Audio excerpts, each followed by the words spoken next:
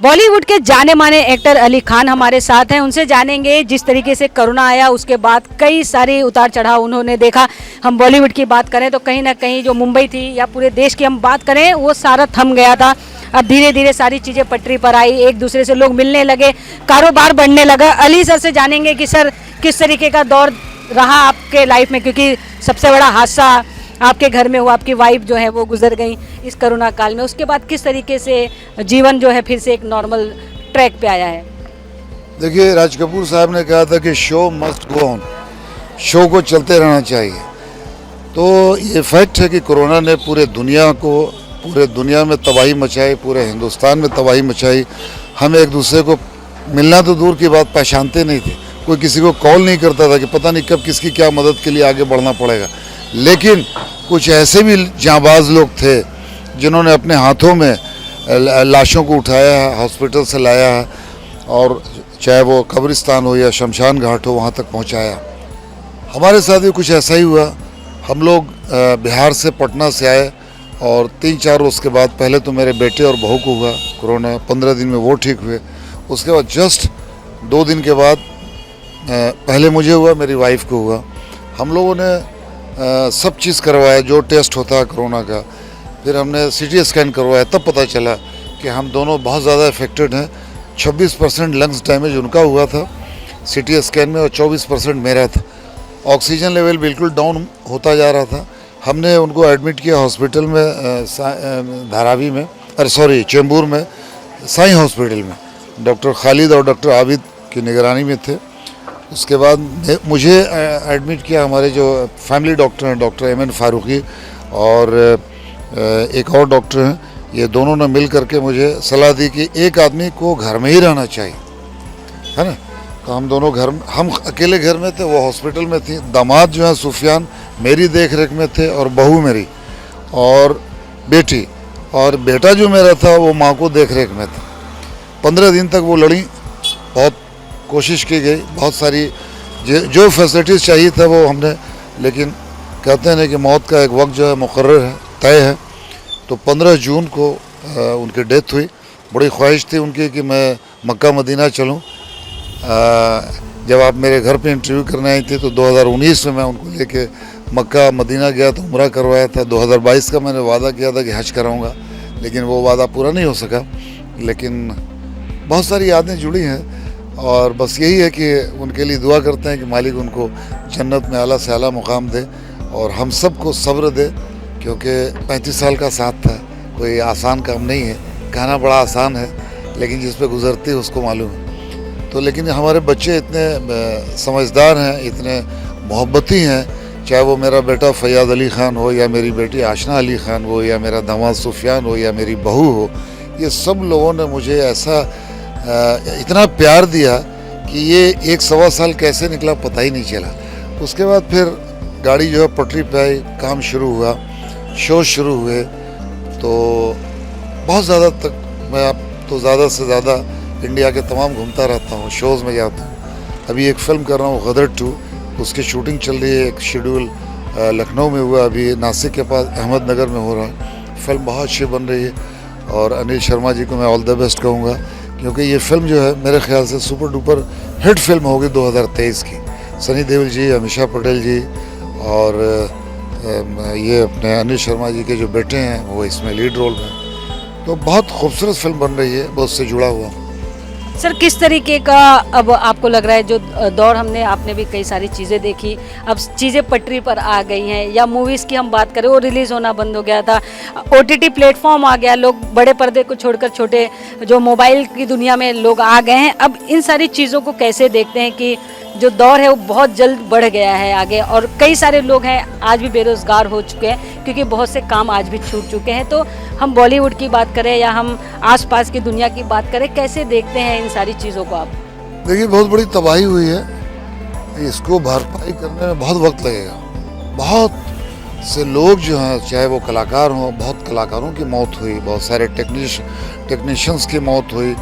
बहुत सारे लोगों ने अपने अपने वतन पैदल गए, साइकिलों पे गए, ट्रकों में गए, ट्रेन फुल होके जाया करती थी।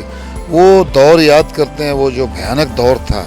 अपने अपने घरों में सब लोग कैद थे, और बस ऊपर वाले की एक आस थी कि कैसे क्या हुआ, कैसे कैसे लोग अपने अपने खाने पीने का बंदोबस्त करते थे। लेकिन इसमें बहुत अच्छे लोग भी हैं जिन्होंने बहुत बढ़ चढ़ के लोगों की मदद की, राशन दिया, लोगों को कपड़े बांटे, पैसे बांटे। तो इसमें बहुत मुंबई शहर जो है दान पुण्य पे तो चल रही, मस्जिद, मंदिर, गुरुद्वारा और ये सारी चीज़ें जो है इस पे तो मुंबई टिकी हुई है। इतने दान होते हैं, इतने लोग एक दूसरे की मदद करते हैं, इतनी सेवा करते हैं कि कहते हैं ना कि मालिक जो है भूखा उठाता, भूखा सुलाता नहीं। तो इस शहर में बहुत अच्छे लोग हैं जिनकी वजह से ये मुंबई शहर जो है टिका हुआ। और फिर उसके बाद में दौर यही है, हर 100 साल पे कई ऐसे सवाल आते हैं। जो ये कोरोना के नाम से ये बीमारी आई थी और इसने पूरे बहुत से सिटीज़ को वॉश आउट कर दिया, बहुत तबाह हो गए, पता नहीं चला, इतने लोगों की मौत हुई। ख़ास तौर से अगर उत्तर प्रदेश में देखें या दिल्ली में देखें या मुंबई में देखें तो बस समझ में नहीं आता था। कोई अपनी बॉडी को, मैयत को लेने से डरते थे, लोग कांपते थे। और ऐसे में मेरे बच्चों ने जो हिम्मत दिखाई, फैयाद और सुफियान ने, कि 20 लोगों की परमिशन थी यारी रोड कब्रिस्तान, जहाँ पे इरफान खान मेरे दोस्त, उनकी भी डेथ हुई, तो जहाँ पे उनकी खबर है उसके बगल में मेरी वाइफ की खबर। तो इन लोगों ने बड़े हिम्मत से, बड़े हौसले से, और 15 दिन के बाद हमारे दोस्त रज़ा भाई बच्चन साहब कांटेक्ट में थे, मेरी बेटी आशना के, और इन सब के मशवरे के बाद इन लोगों ने 15 दिन तक हमसे छुपा के रखा। जब मेरा ऑक्सीजन लेवल हटा तब इन लोगों ने मुझे बताया 15 दिन के बाद, सबसे मशवरा करके, रज़ा भाई, शहबाज भाई, मुश्ताक भाई, ये जितने भी हमारे जो सर्किल के हमारे दोस्त हैं, हमारे वेल विशर हैं, कि नहीं अब अली को बताना चाहिए, क्योंकि मैं ज़िद कर रहा था मुझे हॉस्पिटल ले चलो, मुझे उनसे मिलना है। तो एनीवे तो अब ये हुआ कि ठीक है, हो गया सब। उतने दिन की किस्मत थी उनको ज़िंदा रहने की। जैसे अगर बात की जाए, हम बात करें जो पर्दे के पीछे कई सारे लोग थे या छोटे छोटे जो कलाकार थे, वो इस सारी चीज़ों से बहुत गुजरे, और उनके ऊपर जिस तरीके से हम बॉलीवुड की बात करें, जितनी चौकाचौंध दिखाई देती है, क्या उतना वाकई में लोगों की लाइफ में चौकाचौंध है, या लोग इस सारी चीज़ों को अनदेखी करते रहते हैं? नहीं, देखिए, संघर्ष हर जिंदगी में है, लेकिन इसमें कुछ ज़्यादा, ये दिखती अलग थलग है, बड़ी खूबसूरत लाइन दिखती है, लेकिन तकलीफ़ बहुत है, बहुत तकलीफ़। यानी हम जिस मुकाम पे हम अपनी तकलीफ़ को किसी को शेयर नहीं कर सकते हैं, किसी को बता नहीं सकते हैं। जो करोड़पति है उसके करोड़ों खर्च हैं, जो लाखपति है उसके लाखों खर्च हैं, लेकिन तकलीफ़ बहुत है। और इस बार जो तकलीफ़ हुई है वो सबों की आंखें खोल दी है। तो मुझे लगता है कि, और वैसे भी मुंबई शहर एक ऐसी जगह है जो दूर दराज से, पूरे हिंदुस्तान से, पूरे दुनिया से लोग आते हैं यहाँ अपनी अपनी किस्मत आजमाने के लिए, और यहाँ पे लोग चमकते भी हैं, सितारे भी बनते हैं, लेकिन उसके पीछे बहुत तकलीफ़ की कहानी है। एक दूसरे का हाथ थाम कर ज़रूरी है चल, चाहे आम जनता की हम बात करें, आम लोगों की बात करें, या हम स्टार्स की बात करें। ऑफ कोर्स यहाँ पे उस टाइम पे तो ऐसा था, कोई अगर आपको टेलीफोन करके या कॉल करके आपको पूछ लेता था हालचाल, तो ऐसा लगता है कि ये बहुत, मतलब मेरे लिए कितनी जगह इसके दिल में। तो वो दौर आज भी मैं याद करता हूँ तो सहम जाता हूँ। और मैंने भी बहुत लोगों की मदद की, जो जितने थे, मैंने समझा कि ये मौका है, जो हेल्प हो सकता करो लोगों की, और मैंने किया।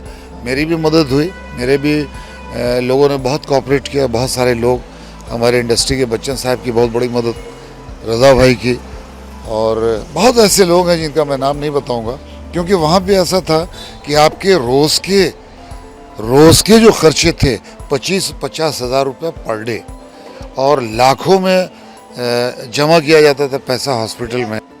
लेकिन एनीवे, जो नसीब में है, जो जहाँ का लिखा है, जिसकी जहाँ मौत है उसकी वहीं होनी है।